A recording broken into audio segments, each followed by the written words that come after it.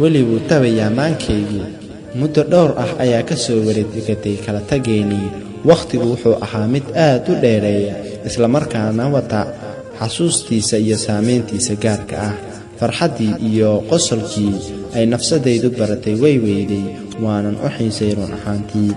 waxaan in badan maankayga ku soo noqnoqonayaa weerihii kalgacalka lahaa ee aan ka helay qalbigan jeclaa eegmadii naxariista lahayd ee ay indhahaygu ku doogsan jireen waxaan weli qirayaa aniga oo aan xaqiraynin wanaaggii jacaylkii dulqaadkii iyo dabacsanaantiiba aan ka helay iyada inaysan xusuusteeda ka bixin xiiskayga wakhtigu ha isguro xusuusuhu ha noqdaan kuwa aan ka gurayn xiiskayga jacaylku waa mid aan ka baxayn qalbigayga waxaan qirayaa jacaylkan ka helay iyada inuu ahaa mid dhab ah oo aan farxaddi xambaarsan tahay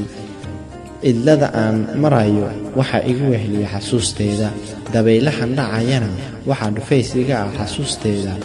murugada iyo dhibaatada ay la kulanto nafsadayda waxaa dabiibaa xusuusteeda